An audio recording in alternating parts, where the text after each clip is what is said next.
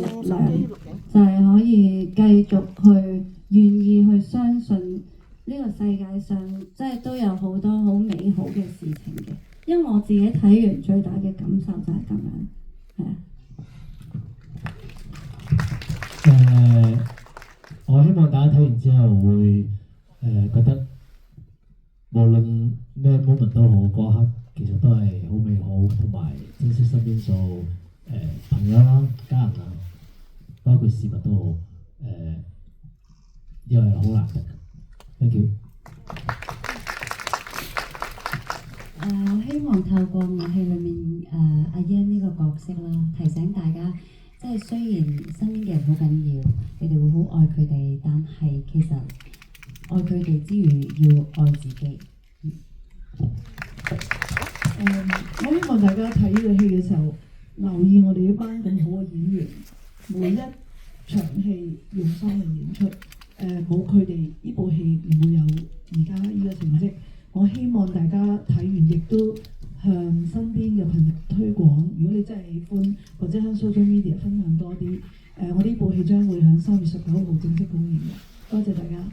多謝。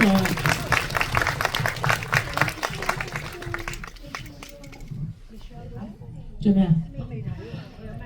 我未嗱，其實因為咧，我係未睇呢部電影嘅，反而係咁，所以咧頭先點解咁激動就係因為我竟然未睇，我就要同你哋講分享唔到，我唯有唔覺意地分享咗我內心嘅一個少少陰暗面，就係啦，我當時即係曾經我擁有嘅，住咗7年嘅，我喺嗰個屋苑，但係我竟然睇得唔夠多。咁其實啱啱頭先阿導演就提醒我，就係因為華富邨將會重建啊，所以其實佢會拆。咁咁啱咧就撞啱當年設計呢一個村嘅一個人咧，個設計師咧，即係個建築師廖本維先生咧就啱過身。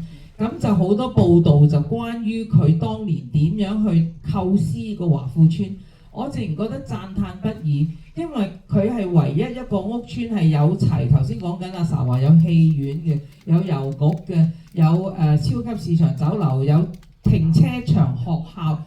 全部係啊！佢係一個社區啊，佢唔係一個屋邨咁簡單。咁所以呢個係一個好典型嘅一個構想，就係將一班人，其實大概5萬人口啦，就擺喺一個社區，有佢哋自己嗰個獨立性，有佢自己當時個交通冇咁便捷嘅。咁所以其實佢哋有佢哋嘅生活上嘅困難，但係佢盡量解決個困難，變咗佢哋都唔使出去第度，佢哋已經有晒所有嘅一定嘅生活上嘅支援同埋娛樂嘅享受。我覺得呢個構想係即係超乎想像，因為佢已經超過60歲㗎嘛，呢個屋苑有。咁所以我就覺得就係講起呢啲，你對華富邨我自己未住過都咁唔捨得嘅，咁你話係咪有啲癲癲地咧？所以我就覺得睇到呢個電影嗰個即係主要個背景就喺嗰度啦。咁所以我都覺得應該大家會對香港嘅某一種投射嘅共鳴喺入邊咁樣咯。多謝大家。